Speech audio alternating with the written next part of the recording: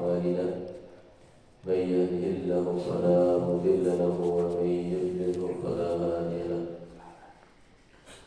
أشهد أن لا إله إلا الله وحده لا شريك له ونشهد أن سيدنا ونبينا ومولانا محمدا عبده ورسوله الذي لا نبي بعده. اللهم صل وسلم وبارك على سيدنا محمد النبي الأمي وعلى آله وأصحابه أجمعين أما بعد. Jemaah salat subuh yang dimuliakan Allah Subhanahu wa taala. Alhamdulillah bersyukur kita kepada Allah Subhanahu wa taala.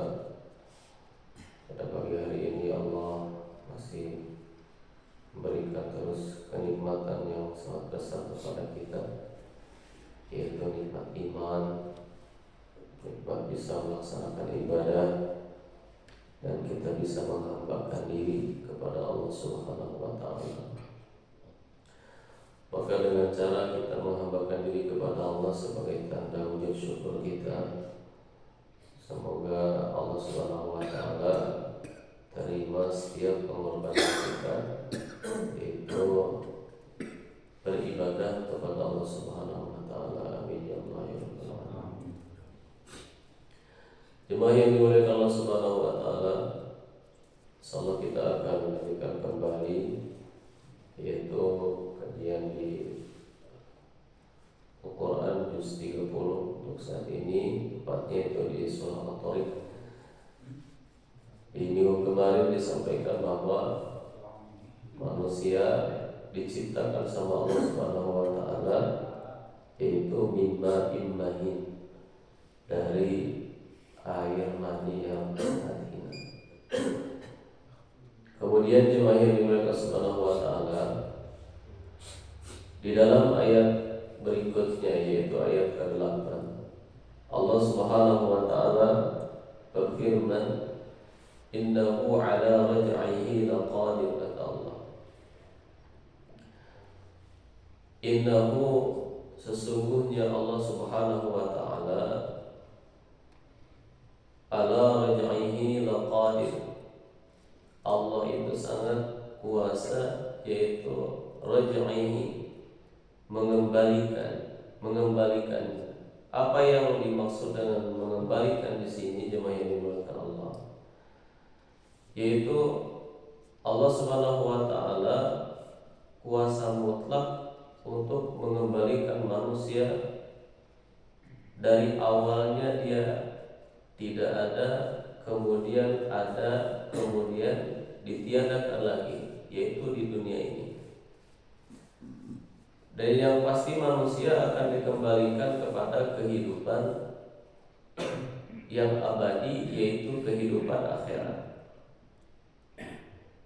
Walaupun manusia berasal dari air mani, diciptakan Allah Subhanahu wa taala, tetapi Allah pun begitu mudahnya untuk mengembalikan manusia, membangkitkan manusia kembali kepada kematiannya.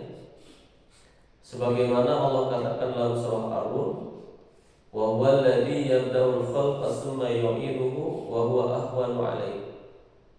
Kata Allah, dialah Allah Subhanahu wa taala yabda'ul khalqa, yang memulai penciptaan, tsumma yu'iduhu, kemudian Allah mengulanginya kembali, wa huwa ahwanu 'alaihi, dan itu bagi Allah sangat mudah sekali. Sebagaimana Allah Subhanahu wa taala menciptakan langit sangat mudah, menciptakan bumi sangat mudah, manusia makhluk yang sangat kecil, bagi Allah ini mudah sekali. Makhluk-makhluk Allah Subhanahu wa taala yang sangat besar pun yang kita lihat pada saat ini, begitu mudahnya Allah Subhanahu wa taala menciptakannya. Jemaah yang dimuliakan Allah Subhanahu wa taala, Allah Subhanahu wa taala menginginkan bagaimana setiap manusia sadar diri bahwa dirinya ini adalah lemah, dirinya tidak bisa apa-apa, Allah Subhanahu wa taala memberikan kekuatan kepada manusia karena menginginkan bagaimana setiap manusia ini menghambakan diri kepada Allah, membawa agama fitrah yang telah Allah Subhanahu wa taala amanahkan ketika di alam ruh, sehingga manusia dihidupkan oleh Allah Subhanahu wa taala ke dunia ini. Kemudian Allah memberikan akal, memberikan fikir, memberikan hati. Potensi yang Allah berikan kepada kita sebagai manusia, diberikannya tangan, diberikannya kaki, diberikannya mata dengan penglihatannya, telinga dengan pendengarannya. Kekuatan-kekuatan ini yang Allah Subhanahu wa taala berikan kepada kita, Allah menginginkan dari dalam diri kita, jemaah yang dimuliakan Allah, wa ma khalaqtul jinna wal insa illa liya'budun. Tidak semata-mata aku menciptakan jin dan manusia illa liya'budun, kecuali untuk beribadah. Sayyidina Ali mengatakan illa liyu'arrifun, kecuali untuk bermakrifat kepada Allah Subhanahu wa taala, mengenal Allah Subhanahu wa taala. Jemaah yang dimuliakan Allah Subhanahu wa taala. Kemudian di ayat ke-9 Allah Subhanahu wa taala katakan yauma tublas sarair. Manusia dikembalikan dari dunia ke alam akhirat. Kemudian yauma tublas sarair. Pada hari itu tublas sarair, akan ditampakkan semua rahasia-rahasia. Pada hari kiamat semua rahasia akan terbuka, semua rahasia akan terbongkar. Tidak ada rahasia tersembunyi pada hari kiamat kelak. Setiap apapun yang dilakukan oleh manusia, jemaah yang dimuliakan Allah, maka Allah Subhanahu wa taala akan buka, termasuk yang ada dalam hati kita.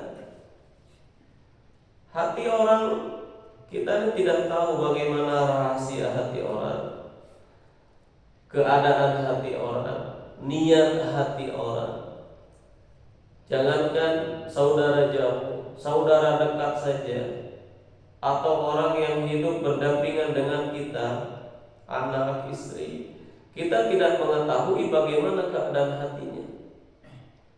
Apakah hatinya itu baik, berprasangka baik setiap harinya, atau berprasangka buruk, ingin berbuat baik atau ingin berbuat jahat. Kita ini tidak tahu. Yang pasti jemaah yang dimuliakan Allah, setiap apa yang dilakukan oleh manusia, yang dilakukan terang-terangan, yang dilakukan dengan sembunyi-sembunyi, tublas sarair, maka akan dibuka sama Allah Subhanahu wa taala, ditampakkan segala rahasia-rahasia yang ditutupi oleh manusia, baik itu amalan zahir ataupun amalan batin. Di hari nanti jemaah yang dimuliakan Allah, manusia akan memasuki masanya, yaitu dihisab sama Allah Subhanahu wa taala. Dihisab, dihitung. Setiap harinya yang kita lewati akan dihitung, akan dilihat sama Allah Subhanahu wa taala. Setiap perkataan yang kita sampaikan, setiap langkah kaki yang kita langkahkan, atau fikir-fikir yang kita pikirkan, maka jemaah yang dimuliakan Allah Subhanahu wa taala, di akhirat kelak, di yaumul hisab, manusia akan dihisab, manusia akan dihitung amal-amal perbuatannya. Tublas sarair, maka akan dibuka semua rahasia. Jemaah yang dimuliakan Allah Subhanahu wa taala, dan keadaan manusia nanti ketika manusia dihitung setiap amal-amalnya yang dilakukan ketika di dunia, bukan satu orang, bukan dua orang, tapi jutaan manusia, bahkan miliaran manusia. Dan begitu lamanya manusia ini akan menunggu di hari perhitungan, hari hisab. Karena Allah Subhanahu wa taala akan ditanya jemaah yang dimuliakan Allah, terutama laki-laki ya. Seorang laki-laki jemaah yang dimuliakan Allah, kita sebagai laki-laki, ketika Allah Subhanahu wa taala akan memasukkan seorang laki-laki ke dalam surga melalui amal dan rahmat Allah Subhanahu wa taala yang diberikan kepada laki-laki tersebut, maka dalam hadis dikatakan, apabila seorang laki-laki dia akan dimasukkan ke dalam surga, maka sebelum dia masuk ke dalam surganya akan dipanggil oleh Allah Subhanahu wa taala 4 perempuan. Akan dipanggil. Yang pertama ibunya, akan ditanyakan, apakah dia anakmu? Betul dia anakku ya Allah. Bagaimana kehidupan agamanya ketika di dunia? Maka ibunya mengatakan, aku mengurusnya, aku menyekolahkannya, aku membesarkannya.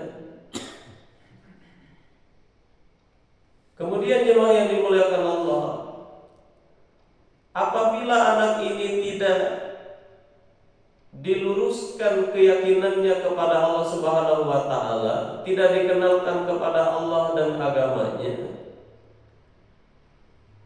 maka jemaah yang dimuliakan Allah Subhanahu wa taala, anaknya pun ini bisa dituntut oleh ibunya.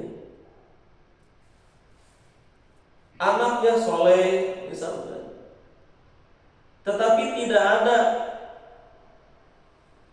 dulu ketika di dunianya ini satu peringatan atau satu nasihat mengingatkan kepada orang tuanya.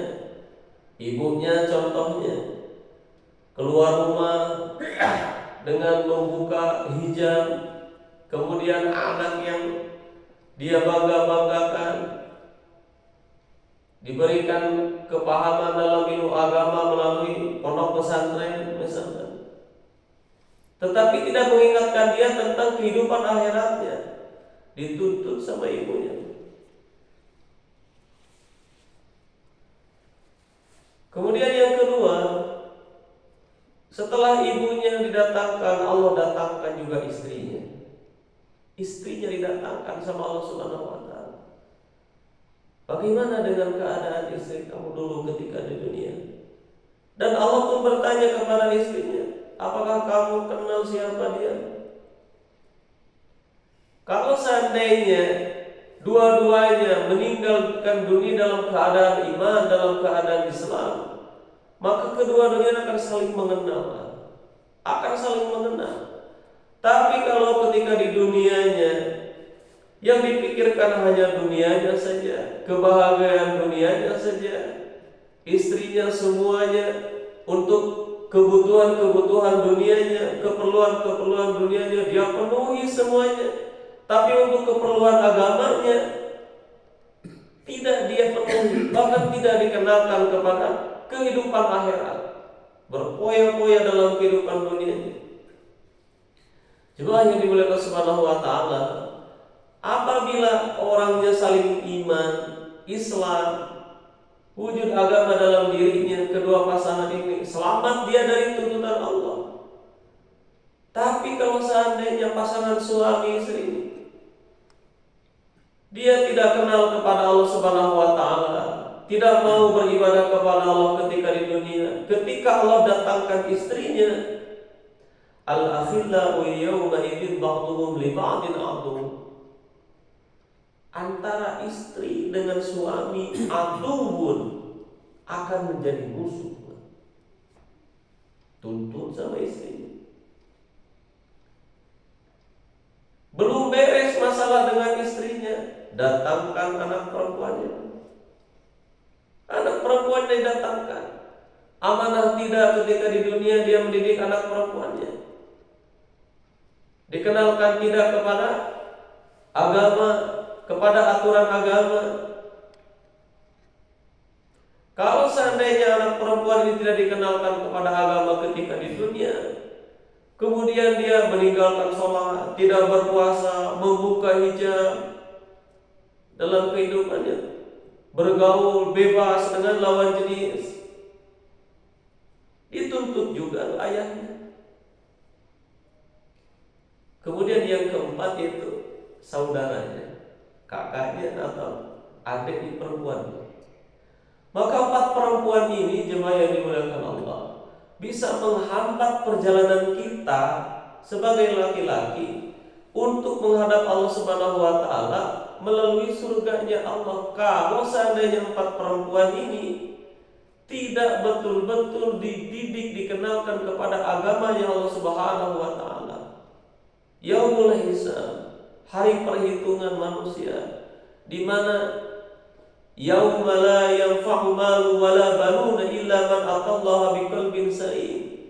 Di mana hari itu yaumun la yanfa'u malu, harta tidak ada manfaatnya, anak tidak ada manfaatnya, keluarga tidak ada manfaatnya, illa man atallaha biqalbin salim, kecuali orang-orang yang datang kepada Allah membawa hati yang selamat. Apa yang dimaksud dengan hati yang selamat? Yaitu mereka membawa iman yang sempurna kepada Allah, membawa Islam, agama yang diridhoi oleh Allah Subhanahu wa Ta'ala. Kalau seandainya manusia ini selamat dari perkara itu, jemaah yang dimuliakan Allah, maka di hari hisab, di hari perhitungan, akan dimudahkan sama Allah Subhanahu wa Ta'ala. Semua akan dihitung, semua akan ditanya. Jemaah yang dimuliakan Allah Subhanahu wa Ta'ala, maka di ayat ke-9, yauma tublas sarair, pada hari di mana ditampakkan segala rahasia manusia, baik itu amalan zahir yang dilakukan dengan jasad ataupun amalan batin yang dilakukan dengan hati. Sabar, qanaah, itu amalan hati. Keburukan hati, sombong, ghibah, keburukan hati. Nauzubillah min dzalik. Kemudian di ayat ke-10, jemaah yang dimuliakan Allah, Allah Subhanahu wa Ta'ala berfirman, "Fama lahu min quwwatin wala nasir." Fama lahu, maka tidak ada bagi manusia itu min quwwatin, tidak punya kekuatan, wala nasir, dan tidak pula ada penolong. Kalau seandainya manusia sudah Allah takdirkan dia diazab sama Allah, maka fabalahu min quwwah, tidak akan punya kekuatan. Jika sudah Allah mengazabnya, wala nasir, tidak akan ada yang bisa nolong. Karena kehidupan akhirat setelah hari hisaban itu, manusia itu tidak ada satupun yang menemani. Dia memikirkan dirinya sendiri, memikirkan dirinya sendiri. Bagaimana keadaan saya? Nggak ada yang memikirkan keadaan anak saya, keadaan istri saya, nggak ada. Mikirin diri kita sendiri saja manusia itu. Sudah bingungnya. Kenapa? Karena di hari mahsyar, di hari kebangkitan manusia, di hari dikumpulkannya manusia, yang tidak akan ada satupun yang menolong, tidak akan ada satupun yang punya kekuatan melebihi kekuatan yang Allah Subhanahu wa Ta'ala berikan kepadanya. Tidak akan ada satupun manusia yang bisa menolongnya. Maka di hari itu, jemaah yang dimuliakan Allah, manusia berdiri dalam keadaan yang sangat lama. Berdiri, semua manusia ini berdiri di dalam mahsyar dalam keadaan yang sangat lama, meminta keputusan kepada Allah Subhanahu wa Ta'ala. sampai datang kepada nabi-nabi Allah Subhanahu wa taala. Datang kepada Nabi Adam alaihi salam. Kata Nabi Adam, aku tidak bisa menolong kalian. Memang aku ini adalah bapak-bapak daripada kalian semua, tapi aku tidak bisa menolong kalian. Aku dulu pernah melakukan satu kesalahan di surga. Aku diusir dari surga, kata Nabi. Aku malu kepada Allah Subhanahu wa taala. Dan itu lama sekali, Pak. Bukan sehari, bukan 2 hari, bukan setahun, bukan 2 tahun. Lama jemaah yang dimuliakan Allah. Dan perbandingan hari-hari di akhirat dengan hari-hari di dunia untuk orang Islam jemaah yang dimuliakan Allah, 1 berbanding 1000, Pak. 1 berbanding 1000. 1 hari berbanding 1000 tahun. Orang-orang kafir jemaah yang dimuliakan Subhanahu wa taala, khamsatu mi'alfin aw yazidun. 500.000 tahun, Pak, 1 harinya itu. Perbandingan itu untuk orang kafir itu di kehidupan akhirat.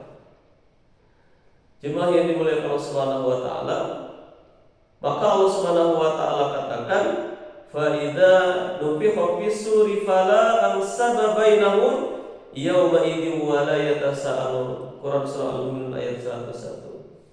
Apabila kata Allah nufikha fis-sur, sangkakala ditiup, ya, maka fala ansaba bainahum, maka tidak ada lagi pertalian ansaba, nasab, tidak ada pertalian ansaba bainahum, yaitu pertalian keluarga di antara mereka. Yauma idzin wala yatasaalun, pada hari kiamat tidak ada pula, yaitu mereka saling mengenal, bahkan la yatasaalun, tidak saling bertanya. Sudah naraskeun ieu teh ibu, kumaha kabar ibu, selami terpena teu aya antara tetangga dengan tetangga, anak dengan istri, suami, anak dengan orang tua, suami dengan istri. Kelihatan tapi wala yatasaalun, tidak saling bertanya. Bahkan lari para mereka, lari jemaah yang dimuliakan Allah. Bapaknya lari dari anaknya. Kenapa mereka berlari jemaah yang dimuliakan Subhanahu wa taala? Yauma yafirul mar'u min akhihi wa ummihi wa abihi wa sahibatihi wa banihi. Mereka lari dari ayahnya, dari ibunya, wa sahibatihi, dari sahabatnya, wa banihi, dari anaknya. Kenapa berlari jemaah yang dimuliakan Allah? Karena takut meminta amal kebaikannya. Anak datang ke orang tua takut meminta amal kebaikan orang tua. Orang tua datang kepada anaknya, takut si anaknya ini orang tuanya minta kebaikan kepadanya. Jemaah yang dimuliakan Subhanahu wa taala, seperti itulah Allah Subhanahu wa taala ceritakan di dalam Al-Qur'an bagaimana kehidupan akhirat, ya. Yauma tublas sarair fama lahu min quwwatin wala nasir. Tidak ada kekuatan, tidak akan ada yang bisa menolong. Siapa yang akan menolong kita? Amal-amal kebaikan yang kita lakukan ketika di dunia, walaupun hanya sebesar debu jemaah yang dimuliakan Allah, itu akan menolong kita. Maka sebelum terjadinya saat itu, bagaimana kita hari ini di dunia ini jemaah yang dimuliakan Allah, di sisa-sisa usia kita pada hari ini, maka jadikan setiap detiknya ini berharga, setiap menitnya berharga, berharga untuk kehidupan akhirat kita. Jangan sampai melewati waktu-waktu kita yaitu dengan perbuatan yang sia-sia. Semoga Allah menjaga kita dari perbuatan yang sia-sia. Amin ya Allah ya Rabbal alamin. Itu saja yang saya sampaikan pada pagi hari ini, semoga ada manfaatnya. Wallahul muwaffiq ila aqwamit thoriq.